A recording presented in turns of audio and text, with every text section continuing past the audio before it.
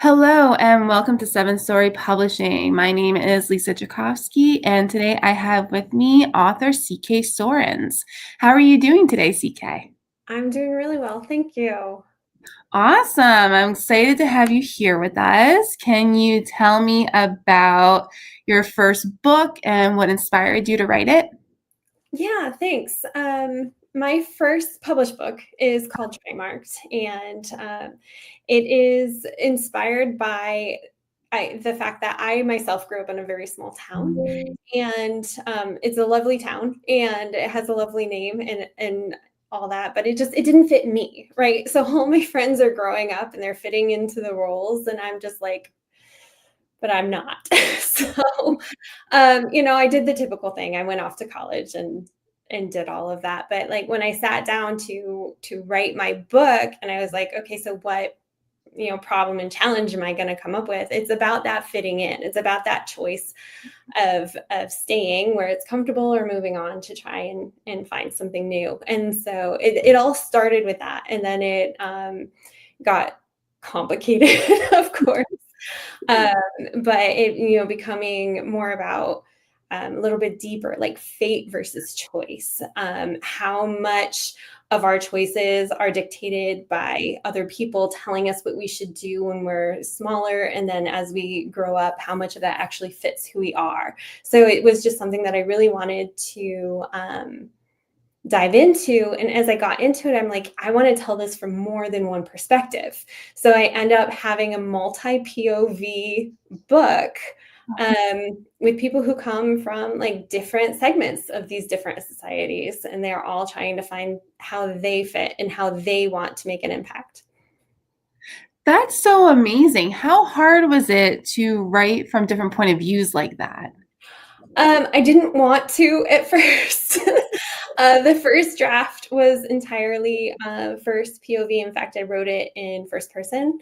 And then when I realized that there was just more to tell, I trickled it in a little bit. I rewrote it in third POV and said, okay, I'm going to start with this character because I need this segment. And then I'm going to start with this character in this segment. And it all like flows together really well, and I'm really happy with how it ended up turning out. But editing is extra steps now because I actually edit per POV Oh, um, as I go through to make sure that I'm like stuck in that voice, right? I don't want to slip somebody else's voice in there, so I go through POV to make sure that it sounds the way it's supposed to. I totally understand. It's not easy having multiple characters and remembering who's talking, which one do you want to talk. Um, do the character stories interconnect? Do they meet each other? Do they know each other? Or is it completely separate? Yeah, so Trimark takes place in Trifecta, which is a town in the Redwood Mountains, in the mountains, Redwood Forest, and it there was a break in the veil between the realms, and it hardened over Trifecta, and the rest of the world basically forgot about this town, but it pushed Fae and witches into the human realm, and so they're all stuck there. Everybody basically knows everybody. Or at least somebody that knows somebody. And it is a small city, so it's a little bit bigger than where I grew up. But yeah, it's all about, and then Ember herself is known by everybody because she has a witch father, a human mom, and was born on Fae soil. So she has this human body that's incapable of controlling magic, but she has been suffused with magic.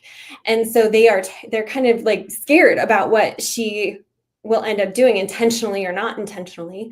And the Fae bind her with a binding ink tattoo on the back of her neck and to try and stop her from accessing her powers. But because they don't exactly know what she is, it doesn't exactly work. So yeah, so all of these people are coming from different. There's her Fae guardian, Niku, who just wants her to stay in control so that he can protect the Fae and he can protect her. That is his job. Then there's the human Aaron, who literally just wants everybody to get along. He's the puppy dog character. He's the captain of his soccer team, and he literally thinks that if we just sit down and have a conversation, then everything's going to be fine. And then you have Devi, who's from the witch side of things, and she's like she's the one who everything has always come easy to her, and all of this other stuff is just kind of like silly little problems don't bother me until it's something that only I can handle. So she's kind of like Ember's check-in side with the witches to make sure Ember is keeping up with what she's supposed to be doing, which is keeping her head down and staying out of sight, out of mind. Oh, wow.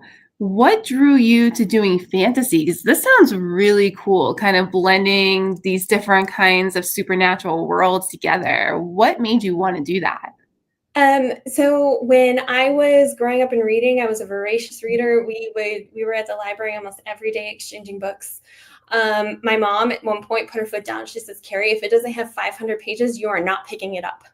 And this was like middle school. So, That's so she, awesome, though.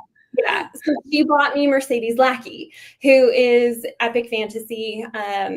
And I just like, it was, other than fairy tales, it was like my first real dive into fantasy. And I loved it so much. And it was also my first experience with diverse characters. So the main character in Magic's Pawn, Magic's Price, Magic's Promise, he's gay. And it was like my first, and from my little small town, it wasn't like part of what I had lived. And so it just opened up my mind in so many ways. I fell in love, I dove in. And I love magic. I have tried to write contemporary, but I kind of get bored a little bit, and I always try to pull in magic anyway, in some shape or form, whether it's like intuition or whatever. And so it was just, you know what? Fantasy is the way to go. That's amazing. Do you have diverse characters like that in your books as well? Yeah. So I do. Like, I hate to, like, one of it's a little bit of a spoiler.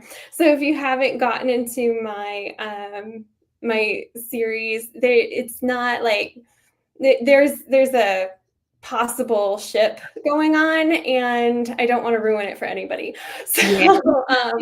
yeah, but on the other, Ember's mom has a mental health illness, and because they're so segregated from society, she doesn't have help with it. She makes basically horrible choices because she's just sick. And then of course there's lots of trauma going on. I have a diverse cast. Ember Lee is actually, she's half Asian, half witch. And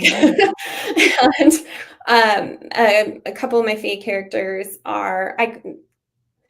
they're dark skinned. I don't know. I have a hard time because I am a white cis.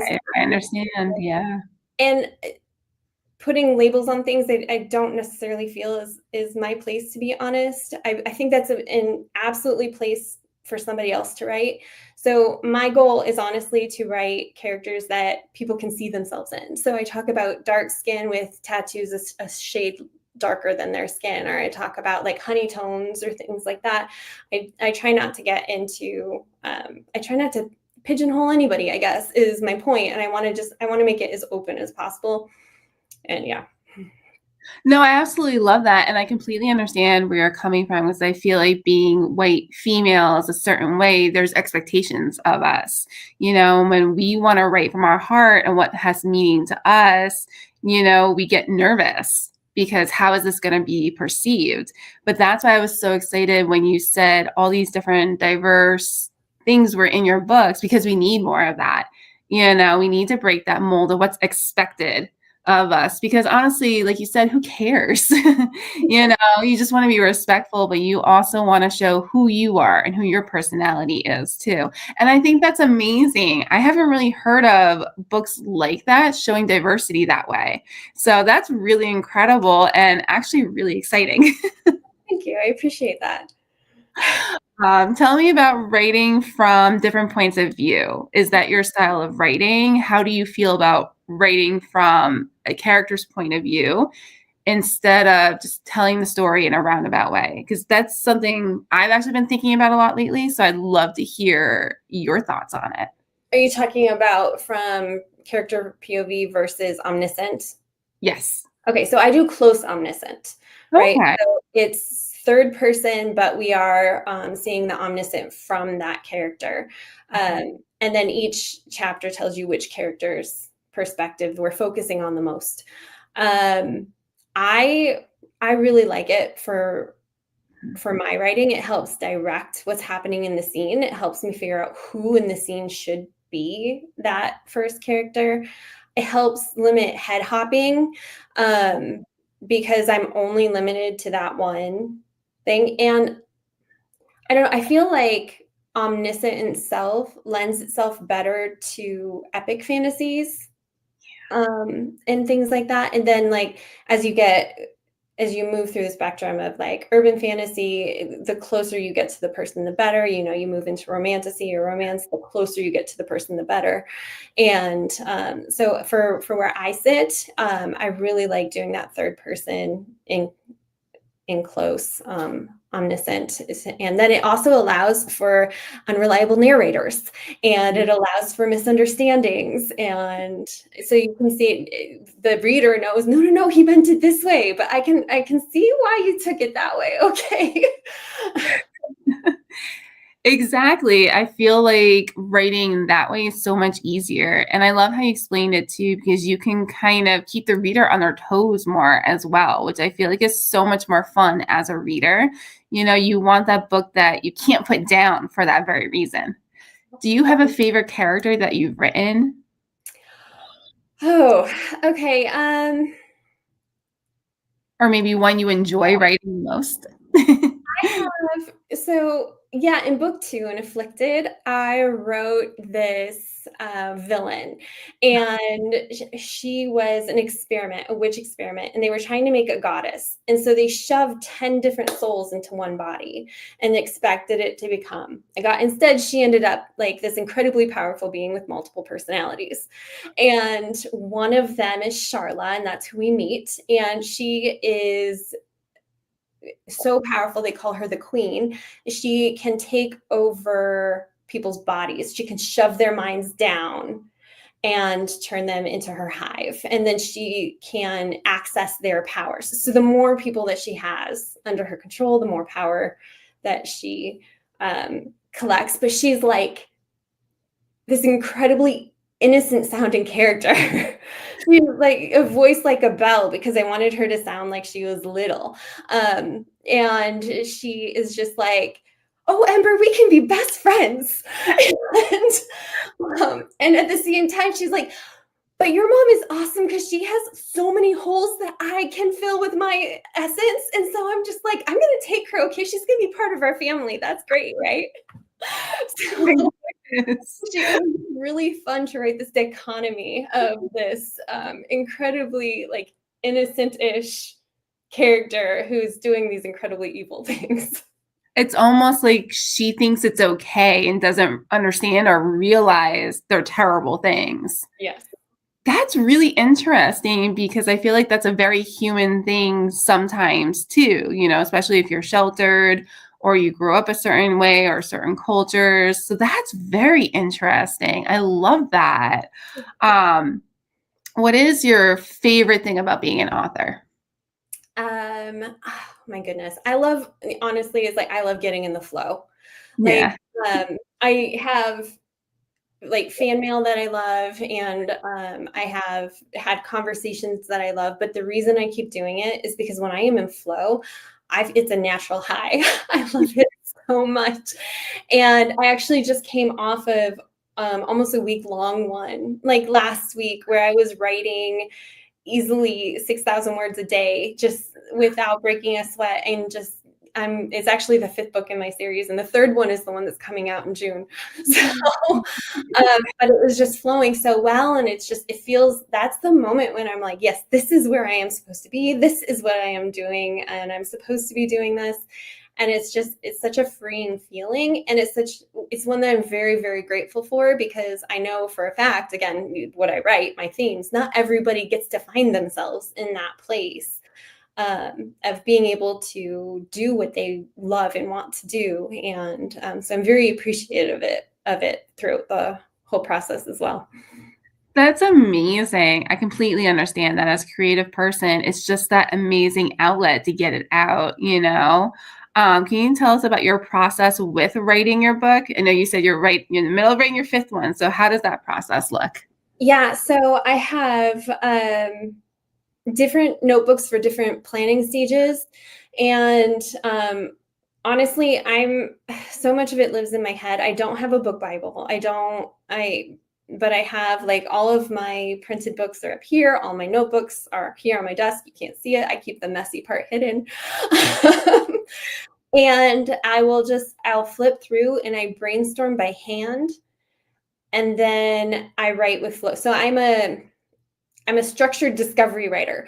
I want to know where I'm going, but I don't need it completely outlined. And so I just get started. I make a list of scenes that may or may not end up in there, but just to get the juices flowing, just to let me know what do I want to happen at the midpoint usually stays. And what I want to happen at the end usually stays. And as long as I'm heading in that direction, then I know I can edit the crap out of it and get it into a good place. That's amazing. And you write by hand, and then do you transcribe it to a computer? How does that work? I only brainstorm by hand. I use Scrivener to do my drafting, and I will do the drafting. And I don't know. For me, it's more efficient. I like it better that way. But also just to get the ideas flowing, I have different mediums. Sometimes I want to work on the whiteboard. Sometimes I want to work in the notebook. Sometimes I want to, like, I don't know. Sometimes I want to pretend I want a book Bible, and I start to put one together. And it's so that part of the process changes depending on how I feel. It's very organic. But then once I'm ready to write, it's very like it is chapter by chapter. And I go through, this is the one that's going to be published in June is my fourth. So I have one out with my critique partner, and then I'm drafting one right now. So I feel like I'm kind of like, I've gotten over I need it to be perfect. Like Trimarked took 3 years to write. And now I'm drafting anywhere from 1 to 3 months, depending on how the flow goes for first draft. I mean, editing is an entirely different beast and takes a much longer time.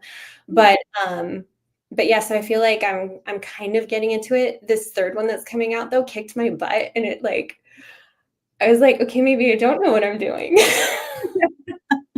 Each one is very, very different. It took that one took 18 months, and I honestly was just like, I don't know.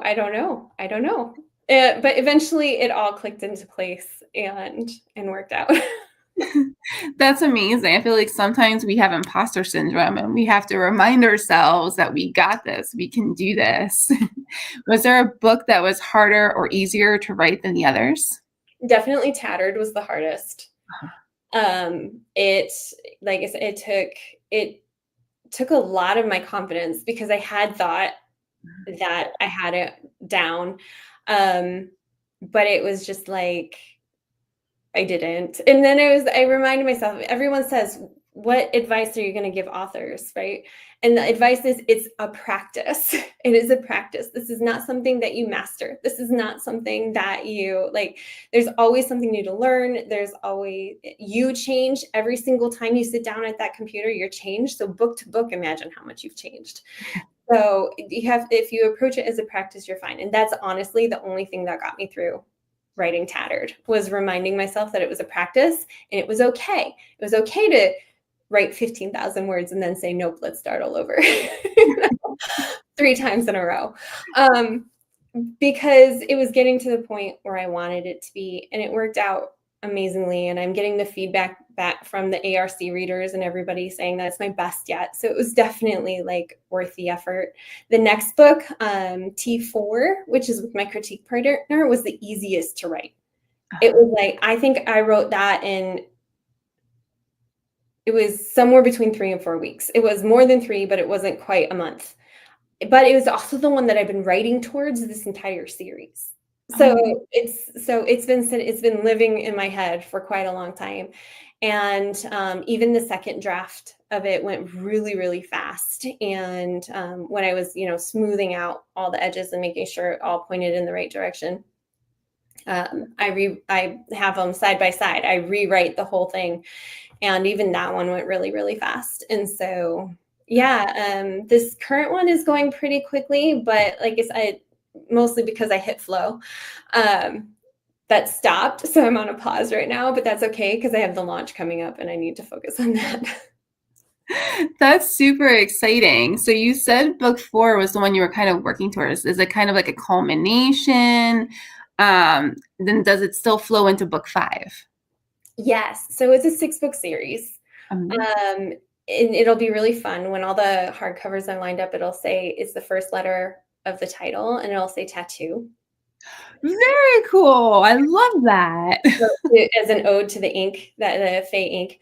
And it was because when I think of a story, when I build a story, I tend to think of it around an argument or a drastic change or an unexpected twist.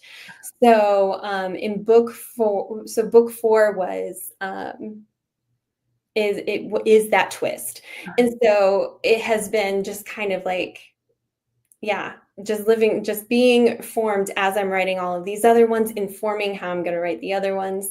And it was a lot of fun to write. And I don't know, it's like authors, right? We love those moments. That's what we live for. Is just like, okay, expectations out the window. You had no idea I was planning this. Exactly. You want that kind of moment where they're like, "Oh my God," because it keeps the readers wanting to come back for more. That's incredible. What made you want to make this a 6-book series? The tattoo word. Tell us more about that. How does that kind of relate back to Faye? So the Fey magic is, so the magic system in this world. What happens is magic is in everything. It is part of the molecular structure of everything. And if you are a mage, you are able to harvest the molecular structure without damaging the as long as you don't over harvest. If you over harvest, then you get gypsum, which is dying, which is the Fey world. And so if you're a mage, you're able to do this. If you're a human, you don't have access. You just simply do not have the ability to be able to see this. So witches they're more flowy, they're more organic. They filter their harvested magic through crystals. And the crystalline structure helps them to create the spell that they want to create. And then Fae, on the other hand, have ink, and it is dragon blood tattoo ink. And that's how they filter their structured magic. So their magic is, I wouldn't call it brittle, but it's definitely stronger. They still make beautiful things. They like to, if you think like Rivendell, I'm still tapping into the Fae that we know. They like to just make everything beautiful, but they do this in a more structured way. And so they use that dragon blood tattoo ink to help, and it moves over their body. So depending on how they want, and it interacts with their own body. So every tattoo is different because the dragon blood has mixed with their blood, and then it forms their own unique tattoo. So my necromancer has scythe tattoos. And then I have another one of my Fae, Eden. He keeps secrets. He has porcupine tattoos. And then Nigu, who is her guardian, and he straddles the line between the worlds. He has curved tattoos that never cross each other. They're always in parallel. That's so interesting. I love that. That's so different too. Did you do a lot of research for these books to kind of get inspired or use some of what we do know about that world? If you mean by like consuming a lot of books and movies. Yeah. Yeah. I think the crystal type of magic is somewhat common. I can't remember where I saw the moving tattoo, but I can guarantee I'm not the one who came up with it. But glowing tattoos have always been a thing, right? And I have a tattoo on my back of a fairy. And so I'm not like, I like it hidden so that I can only see it. But at the same time, I like having it. I love the fact that this piece of art is on my body. And so I've always loved tattoos. And then when I was trying to think of how do I differentiate these mages type of thing, then it started to kind of like fall into place for me. And then of course humans have technology. So because this world is closed off, their city is closed off, they have used their technology to create hydropower. They have used their technology to they have figured out how to power the city. They have figured out that they can't use their gasoline cars anymore because they can't get gas, but there were enough electric cars that they can still charge and power. And so the human teens still get their like tradition of getting a driver's license and stuff like that. And so the humans have been able to be ingenuous and use those skills in order to make sure they keep their own culture as well. That is so interesting. I love that. I think one of the awesome things about being an author is you get to go kind of do that research and read and then kind of take things and make it your own, which is so cool. We have about 4 more minutes left. Can you tell us about your book coming out next month? Anything else that you're working on? Anything else you'd like to tell us? Yeah, so Tattered is the third book in the Trimark series. It is coming out. It is where like everything literally starts to fall apart, hence the title. Our puppy dog boy is learning that he cannot make everybody get along. Ember is getting caught doing all of these things she's supposed to keep a secret. And now everybody is fighting over what to do with her power. Not her. They don't care about her. They're trying to figure out what to do with her power and how to keep her for themselves. And so she is kind of stuck in this point where like, do I help this person I don't trust? Do I like run away and try to hide in this bubble that anybody can find me in? And so she has a couple hard choices too that just aren't, and none of them really have good answers. That sounds really interesting. When exactly is it coming out next month, and where can people buy it, find you, contact you? So it's coming out on June 3rd. I am a Kindle Unlimited author, so the ebook is only on Amazon. It will be 99 cents for June and not in Kindle Unlimited until July. So, but then you can find print. I do that wide. So you can order it online from any of your favorite retailers. It's at Walmart, it's at Barnes & Noble, it's at bookshop.org if you want to help out your indie author or your indie bookstore people. So you'll be able to find it there too. Very cool. And where can people find you? Social media, website, contact? That's the other part of the question. Okay. My website is cksorens.com. You can sign up for my newsletter. I like to say welcome to my library. There's a secret room for my Defiant Readers Guild if you want to join my ARC team that I give you the key to. And then I am on Instagram quite a lot. I enjoy that platform. I post at least like 3 times a week right now. And then I have, I'm also on Facebook. Not quite as often, but I'm there semi-regularly. And those are the main places to find me. And then of course on my website, cksorens.com, I have more information there. I love it. Your story sounds so ridiculously cool. It sounds like something I would love to read. So I'm going to go look it up after this. And I love the world that you've created, all these different things and different elements to it that are just so different. We need so much more of that. So I'm really excited, and super congrats to your next book coming out. That's so exciting. That's amazing. Is there anything else you'd like to tell us before we finish up? I guess what I can, so that first week of June, all my books will be on sale. Yay! So if you're kind of waiting, all my ebooks will be on sale, and they'll be 99 cents for that launch week. And so it'll be a great way to like just start diving in, and then you can join my newsletter and you can get into my ARC team and get the other books once they're ready. That's what I was thinking about too. So I'm going to look up your site. I'm definitely going to join your newsletter because I want to keep up on this. I'm adding them to my list as well. This is amazing. This is definitely what I love to read. So I'm really excited.